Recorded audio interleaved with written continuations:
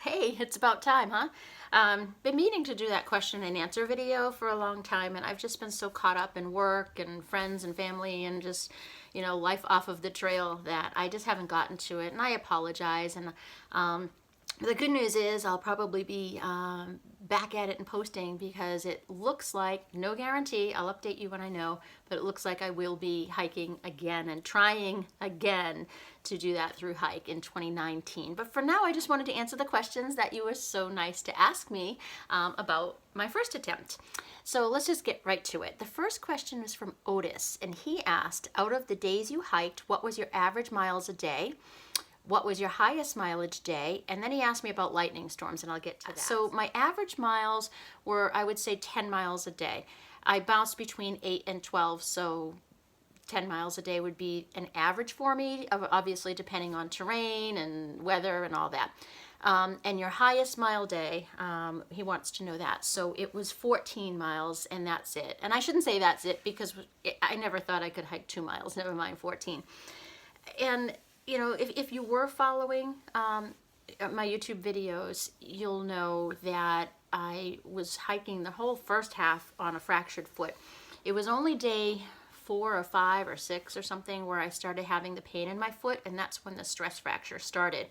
And it got continuously worse, and I was stubborn and didn't get off the trail. So I hiked close to 300 miles to Hot Springs on a fracture, on a stress fracture. So for those obvious reasons, I wasn't able to increase my mileage. Plus, it was the beginning of the trek where a lot of people are smart and keep their miles low because I didn't have my trail legs and all that. So that's understandable. After that, I had to have the air cast on for a month. And when I had that off and started hiking again in the Shenandoahs, I had to get my trail legs back. So my mileage was kept low. And yeah, so I really, my body, I'm 55. I'll turn 56 on the trail next year if I can do it again. I just will never be able to keep up with those people who can do 15, 18, 20 miles a day, and I'm okay with it. At first I felt guilty, or not guilty, but just stressed about it, and felt bad, but I'll just take what I can get, and that's okay. So my average miles were 10. If I try again, as long as I don't get injured, which seems to be a trend with me, I'm hoping that instead of a 10 mile a day average, that I'll have more of a 14 mile, 15, 16 mile a day average, work up to that slowly. That's my goal. We'll see. Will or were lightning storms on top of a mountain by yourself just as frightening as that one time? And he says, I almost got chills thinking about it. Me too. Holy moly. I think, Otis, you are referring to Cheoah Bald, and that was one of the 3 times in my life that I thought I'm going to die. That's it. This is my last day on earth. And yeah, that was pretty frightening. And no, I actually didn't go through another lightning storm. A lot of rain, and there was lightning, but not so close to me where I thought, holy crap, I'm going to get hit. So that was my one and only really frightening lightning storm experience. And yeah, I get chills thinking about it too. Another question is from Randy, and he says, when you return to the AT, I like how he says when, not if. When you return to the AT, will you take someone with you this trip? No. There's only one person that I would like to join me, and that's just not something he's interested in, and that would be my son. But he's got his own thing going on, and that's not something he's passionate about or interested in right now, and maybe someday that would happen. So I'll just start off alone and meet people along the way and see what happens. So nope, it'll just be me all by my little lonesies. Dennis asked, what was the most physically challenging section and how did you overcome it? The whole dang thing was physically challenging. I had very few days where I wasn't either in tears or near tears, trying to just finish the day. But if I had to narrow it down, I would say probably like most people, the beginning. I remember Blue Mountain. I'm having a real hard time, and I'm just thinking maybe that it's just not gonna happen. I'm so tired, and my feet hurt, but it's so beautiful out here. I don't know. I'm tired, and I hurt. And that was the first day that I really just was hit by fatigue. and my foot was really starting to hurt. I don't know what day it was. It was the first week, I think, that I was out there. That was the first day I really just felt overall physical exhaustion and thought, I can't make it. What have I gotten myself into? Who do I think I am? And it really got me down. The next physically challenging day that I remember, well, there were two more. And so there's really just three. That one day that was just an overall physical. The second time was going down, like descending. Maybe it was the same day. I'll have to look and see if it's Blue Mountain, but going down into Unicoi Gap. So it could have been the same day. And my foot hurt so bad, and we got a shuttle into Hiawassee, and I was with Ketchup. Fortnite then, but he's since been renamed Ketchup. Going into Hiawassee, and that was when I went to the urgent care center about my foot. And that was really the first time that I felt pain. And then the third time, the hike out of the NOC was physically demanding. That climb, I want to say it's about 7 miles, and I don't remember what the elevation is, but climbing out of the NOC after spoiling myself with a couple 0 days with some friends was really difficult, and that brought me to tears. I think that was the first full-on crying jag that I had. I'm trying to get to the shelter before dark, and everybody has passed me. And I guarantee the shelter is full. And actually, there was one more time I remember, and I'm still suffering the consequence. It was, gosh, Lickdale, Pennsylvania. It was north of Duncannon. I don't remember exactly where I was, but it was a very rocky descent, and it was those rocks that are about this size. So, and it was downhill, and my toes were jamming against the top of my shoe. They did fit well. They were, this lighting is very strange, I'm just noticing, so sorry about all the shadows. But the rocks were just hurting, and I had a nice thick sole. I was wearing Merrells at that point, and my feet hurt so much at the end of the day. And my left foot, when I got into my tent, my right foot, which was where I had recovered from the foot fracture, that didn't hurt at all. My left foot, I don't know what I did, but I couldn't bend the toes of my left foot. So it's the toe, not the big toe, the second toe in still. And it's been, let's see, August, December, January, I don't know. It's been several months. I don't remember exactly when it was. And I think I need to go to a foot specialist before I get back on the trail, because right on the bottom of my foot, underneath that second toe, still hurts if I'm on my feet a lot. I still can't bend my toe all the way. So there's some damage done there. I'm not sure what it was. That was a physical challenge, just because that trail, that downhill, just seemed to never end. I kept going and going and going. It was the day of the rattlesnake. So if you remember watching that, it was that hurt. So I need to take care of that. Another question, Anne asked, when were you scared? Would you section hike or through hike if you could do it again? Where would you have people meet up with you, and what were your favorite 3 areas? When were you scared? The lightning storm. That's it. I think that was it. I don't recall being scared. I commented a lot when I got to shelters, oh, I hope more people show up because it's scary or whatever. I really didn't feel scared. It was more of a yikes, kind of, but a surface, little nervousness. But I was never really afraid, especially after I spent that first night alone. So I think that was really the only time that I was truly afraid, was that lightning storm. Would you section hike or through hike if you could do it again? I'm going to try a through hike again at the next possible opportunity. And then maybe from then on, I think long distance hiking is in my cards, but I'm going to try another through hike. And yeah, so we'll see. We'll keep you up to date with that. Where would you have people meet up with you? Anywhere, anytime. I think the hardest thing with meeting people is once I get my stride, and get my trail legs. And if I'm trying to push to do 14 miles or 12 miles or 15 miles or whatever it is, because Katahdin closes in the middle of October, and I don't want to be there in snowstorms, and knowing that I'm a low miles person, I need to pick up my pace, take fewer 0 days, and really I need to push. And as much as I would love to have people meet me on trail, occasionally that might be nice, but I would have to slow down unless they're experienced hikers. And walk at their pace just out of courtesy, and maybe only go 5 or 6 or 7 miles or whatever they're able to do. Because if a friend is nice enough to come and join me, I want to be with them, but I don't want to jeopardize my hike, the entire through hike. So I'm not sure if that would work as much as I would love it to. So I'm not sure about that question. I think there are parts of the trail that I will want to see my friends, anybody who wants to join me, at those difficult terrain sections, like maybe after I come out of the NOC, whatever the next town is. How wonderful would it be to step off into a town and have beer and relaxation and good company with some people, or other difficult areas like that. I think would be nice, and when I'm mentally challenged. But I'm not sure about the actual hiking part. I don't know if it would work, and I'd love to. I will check in with other through hikers to see how they balanced that. Where did you have people meet? What were your favorite 3 areas? The Smoky Mountains, for one.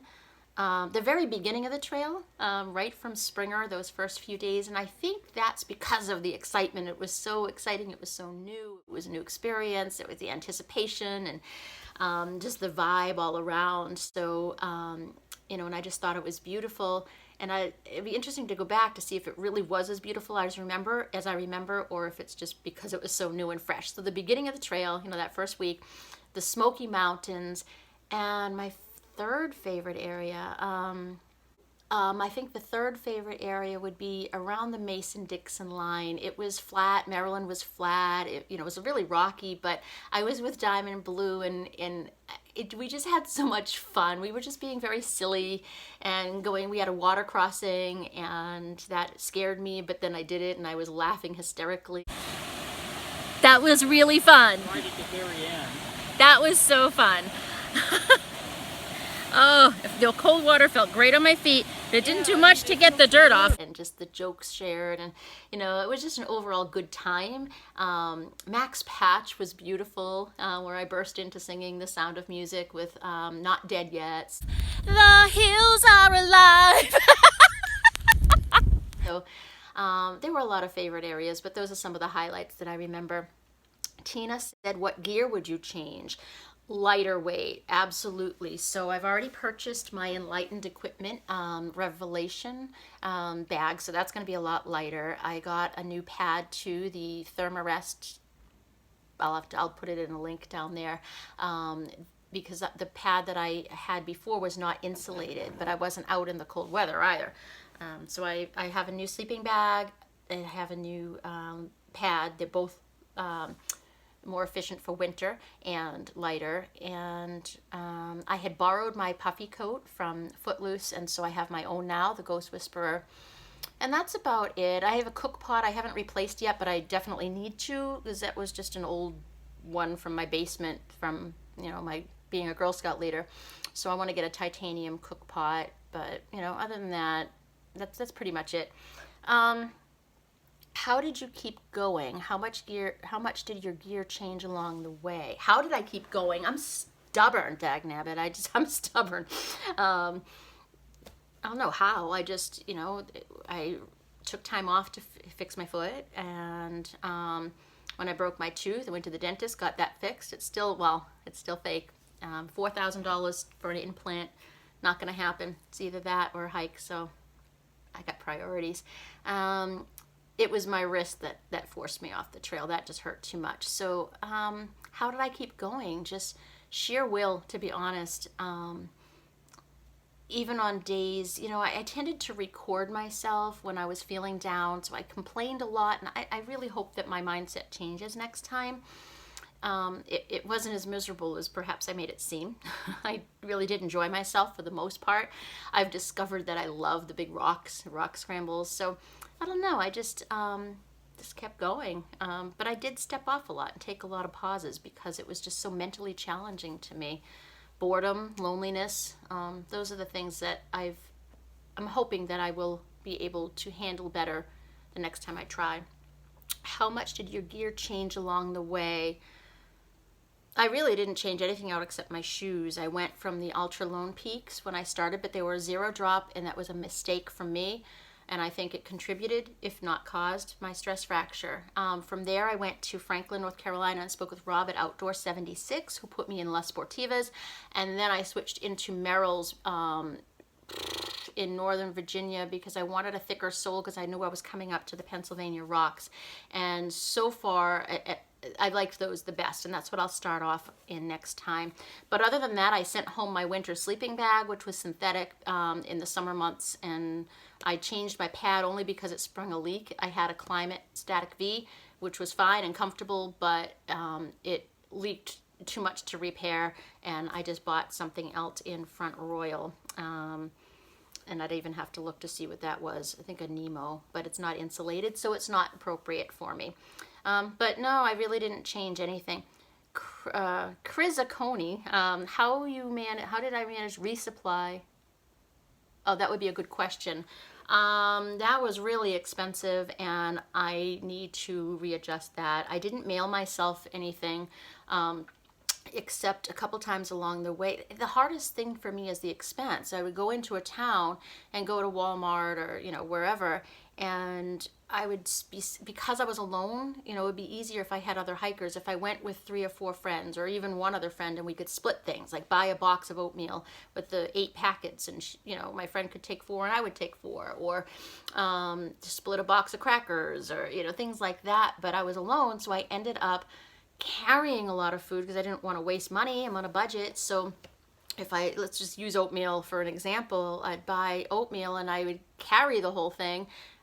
When I really only needed to carry 4 packets, I'd carry 8 because I didn't want to waste money. I left a lot in hiker boxes and took a lot from hiker boxes, and that was great, but I need to fix that. It's just too expensive, and it's not really saving money if I'm paying postage to forward another resupply box. So I do have some friends who said they would be happy to send me resupply boxes along the way, and I will absolutely take them up on that. It will save me money, it will save me time, knowing if I'm stepping off the trail and going to a hostel, then my food will be there waiting, and I don't have to try to get to a grocery store and that. So that is definitely one of the biggest changes I have to make, is doing that. So let's see. Were you ever afraid of your safety as a woman alone on the trail? No. Like the hiker community really looks out for each other. The word spreads up the trail pretty quickly. If there's some creepy guy, for example, who's hitting on women or seems dangerous or sketchy or anything, by the time you get to the next shelter or the next town, the word is out. People are looking after each other. Nobody ever bothered me. It's one of the benefits of being older, not a 20-something, pretty little girl. But and who's gonna rob a hiker? We smell bad and have no money. If somebody wants to climb a mountain to take my wallet, I'll give them the PIN number for my bank account, because all the power to them, because they're gonna have to hike all the way up there and hike all the way back down. It's really not a concern. I did have mace, and I will carry that again. But as far as my safety in general, it was trips and falls and slips and copperheads and the things, ticks, but not specifically me as a woman feeling that I was going to be bothered by anybody. Everybody was so kind and nice. I feel more at risk in a city, walking down the street or driving on the highway, than I felt risk in the woods. So, but that was a good question. If you're a woman looking to hike alone, don't even hesitate. James asked, would I do it all over again? Duh, yeah, absolutely. And I would do it just as I did, injuries and all, because I learned a lot, and it was an experience of a lifetime. And yeah, I do want to do it again, differently, without injury, and see what I can do. And Andrew asked, favorite memory and my least favorite memory. Oh my gosh, wait till you see this. I'm over the clouds. Whoa. Oh my God. Oh, do I wish you all could see what I see. Oh, this almost brings tears to my eyes. Holy crap. And I know that this video is not going to do it justice. Wow. Those are mountaintops peeking through. Oh, am I glad I stepped off the trail to this. Well, I have a lot of favorite memories. The first thing that comes to mind is that first day or two, just because of the excitement, and the whole planning process. Even now, anticipating going back. So I think maybe that first few days. And so it begins. I'm happy. This is what it looks like when I'm happy. Whew, so Memories of the people I met, Mr. T and Ghost and Jaws and Fortnite and Diamond. I could go on and on and on, Penguin and all these people. So the people that I met.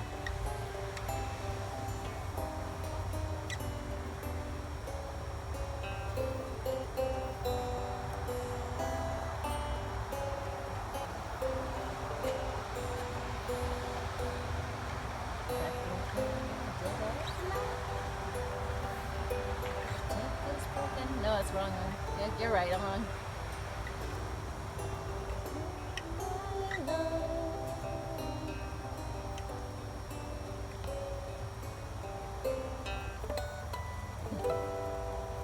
The Smoky Mountains, the moss. I absolutely have a love affair with moss. Can I share this with you?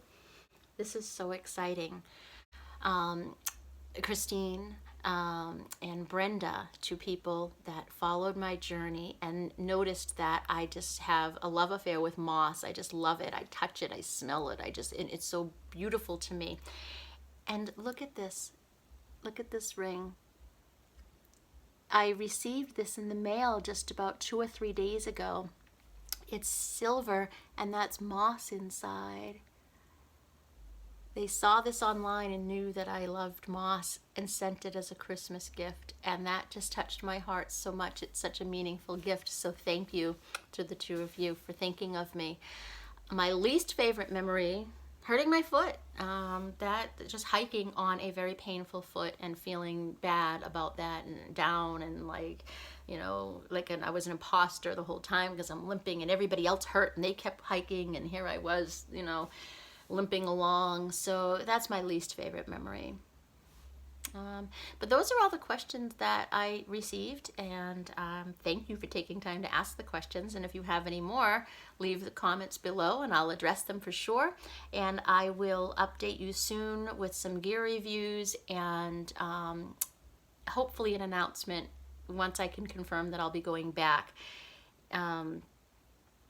I do apologize for not posting videos, but I've taken a temporary job in retail and it's the holiday season and just getting back and settled into my family and all just takes time, and I've been neglectful of y'all and I do apologize, but here I am. Merry Christmas to all of you. Happy New Year, and I thank you all for following along, and I hope you will continue because I'm pretty sure I'll be hiking again.